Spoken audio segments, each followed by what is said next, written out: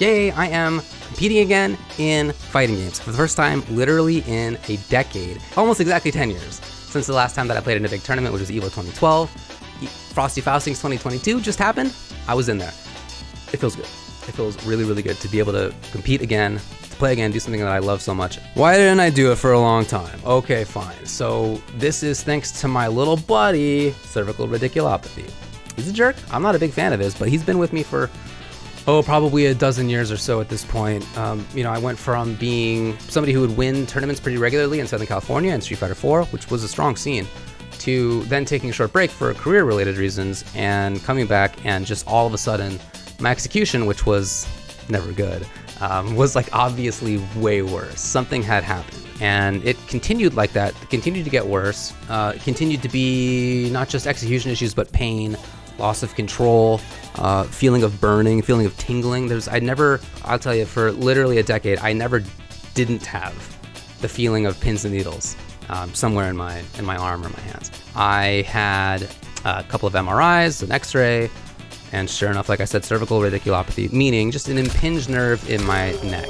Okay, I had a couple of epidurals, which are shots directly into your spine that are supposed to help. In fact, it did help. So as far as the fighting games go, just continue to get worse. I mean, I played a big match of note that really was like, I need to probably quit this soon, was me versus Hydro at EVO 2011. So this is a year before I finally quit. He and I were playing, ultimately had a close match, but I remember one round in particular where I'm killing it. I'm doing really well. I'm doing all the sick stuff. And then like the bottom drops out. My hands feel like they've just turned into mitts all of a sudden. I just don't have any control. That kind of thing happened all the time of, okay, I have bursts of I can have control, and then it blows up for whatever reason. I remember playing against somebody at Civil War in Virginia who figured out that I couldn't block, which I mean literally, I couldn't make my hand go to down back on the joystick. And so he ultimately just started doing meaty dragon punches on me in tournament. Bummer. That was very frustrating. And EVO 2012, why was it the last one? Well, that was a tournament where you find out in advance who you're going to be playing against in first round. So I find out that I'm going to be playing against Juicebox Abel. Good player, super good player. And he plays a character in Abel that I actually have a lot of experience against at that time. A couple of my buddies, ETR in SoCal, 801 Strider in Utah, we played a lot online to train up. I felt really good about it. I felt like I knew the matchup well. Not a bad matchup for Dan. We sit down to play the match, right? I'm at EVO 2012. Sit down and play the match. And it honestly just feels like somebody cuts my hands off. Like all of a sudden, major pain in my wrists, in my forearms, all of a sudden just no control. Couldn't do anything. Couldn't block, jump, dragon punch, out of the question. I don't know if I was gonna win, right? Even in best case situation, he's a really good player, but I certainly wasn't gonna win like that. And then my next match, somebody and I sit down together. All right, cool, we're gonna play. Hello, nice to meet you. And he goes, I don't really like this game. I don't like Street Fighter 4 very much. So I'm just gonna gatekeep a little bit. I'm gonna lose, and then I'll just go gamble. Then he beats me. Not just beats me, it's a blow up actually. And so the frustration of that was something I couldn't go through again. That was my test, I'm gonna put in a lot of effort to try to make it work. If it worked, cool, maybe I can keep doing this. If it didn't, which it didn't, then I have to quit, and indeed I did. So that was it. And I tried to make some changes. I tried physical therapy, I tried acupuncture, I tried chiropractic, and I tried playing on pad instead of joystick, and I tried playing all this, whatever I could think of. None of it seemed to work. And so there were many years there where I just had no control about execution. So all right, 2018 comes around. Years at this point of this situation. It has become so bad. And at the whole time, my body continues to deteriorate. Even though I'm not like playing sports, I'm not exercising even really, just continues to get worse. So my shoulders got to the point where even just driving hurt. What a sentence. Just literally having my arms up in this way, hands on the wheel, really hurt. I went to an orthopedist. On his advice, go to a physical therapist. And honestly, that worked. It took a few months, but I did get to that point. And so at that point, the physical therapist, who became a good buddy of mine, asked me, what is my pie in the sky goal? Like, what's my ideal future that you don't expect, but that in a perfect world you would be able to do? And I said, I want to be able to play video games again. That was my thing. I had no expectation that would happen. So she was like, okay, well, we'll start to work on that. And we started to work on that. And at first it was very, very, very easy stuff. It was, you know, take a coin. Well, here's a coin on the ground. Can you pick it up? I could not pick this coin up. It seems so simple. I literally couldn't do the motion. And so it was that took weeks. Sounds absurd to be able to do. And then it was, okay, you got these coins in your hand, right? All right, move around, give me the dime. I couldn't do that. No way I could do that.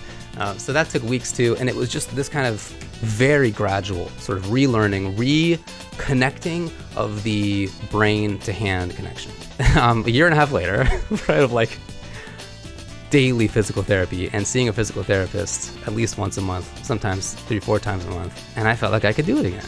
And this was in late 2019. I didn't really feel like I was back to 100%, and I don't feel like that now, but okay, good enough. I went back to locals. I actually got top 4 to local. Really strong Street Fighter 4 local, or Street Fighter 5 local. And I actually won a Mortal Kombat local, small local.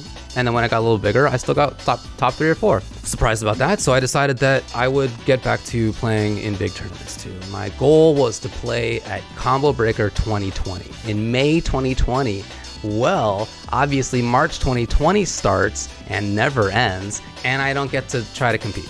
And in fact, like many people, my motivation to get good completely went down the drain. And then I stopped playing fighting games almost entirely for about 6 months. In December 2021, I found out that I was going to be commentating Frosties. They invited me to go. I thought, okay, this may be the chance that I take to get back into it. And then I initially decided not to. And that was because I didn't want my first tournament back to be unsuccessful. Like I said, I hadn't been playing at that point, taken like 6 months off. So did I want to go from not playing at all to competing right away? And then I was like, that's silly. You know, nobody's expecting me to do well. If I don't do well, nobody's like, oh, can't believe it, right? Of course, nobody has that expectation.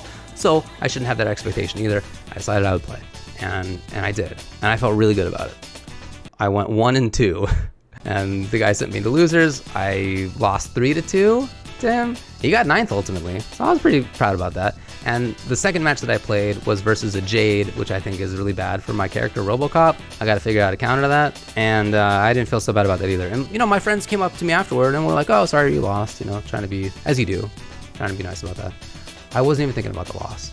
I was thinking about the previous 10 years of not wanting to use a sharp knife, of falling asleep every night with my shoulder hyperextending. And I was thinking about all the hours that I have spent in physical therapy. Even now, I haven't been to a physical therapist in a long time at this point. Even now, every day I do physical therapy. And if I don't do it for a week, I've done a couple of times, immediately I feel worse. So it's so fast. It's such a sudden drop off. I've spent so much time working on this, and that's what I was thinking about. The payoff was not getting the win in the tournament bracket. It was just being there. It was being able to play in the first place. I was really happy about it. I mean, I teared up a little bit just about that. It really meant a lot to me to be able to do this again. And I do not intend for Frosties to be my last competitive big tournament. So I'm going to be doing on this channel a series of videos showing how I'm going to try to get better. Frosties was a look at how much work I needed to do to compete again, and unsurprisingly, the answer is a lot. And I think that my approach to getting good is a little bit different than some people's. I'm very spreadsheet and notes focused. I don't have a good memory at all. Back in the day when I would compete in Street Fighter 4, ST, etc., Third Strike, I would print out 24 pages of notes, bring them with me to the arcade or whatever it was. It's always been like that. So that's how I do it, and I'm curious whether other people would find that interesting. You know, let me know in the comments. How am I gonna get better? But sort of deeper than that. How do you figure out what you need to get better at in the first place? Once you do, what's your actual game plan to making that happen? And so I'm going to be talking a lot about that, showing my notes and stuff. Occasionally probably showing myself trying something out and showing how it went, good or bad. I mean, you know, it's not my goal to be the best in the world. My goal, it's a very specific goal, is to make it out of pools at a big tournament. And to just be a player that somebody else has to think about and take seriously. You know, I am not trying to be the best in the world. I just want, but I do want the best in the world to like have to take me seriously a little bit, you know? So that's my goal here. Please check out that series that will be starting now. This is, I guess, the first episode of it, kind of. And by the way, I'm not the only person who's making content for this YouTube channel, so please give us a subscription. We're going to be doing a lot of stuff here. Every week there will be a new short form thing from James Chen and from TuboWare and from myself. Check it out. Let us know what else you would like to see in the comments as well. Honestly, it feels so good to just be able to do something that I love so much again. I'm super, super happy to be back.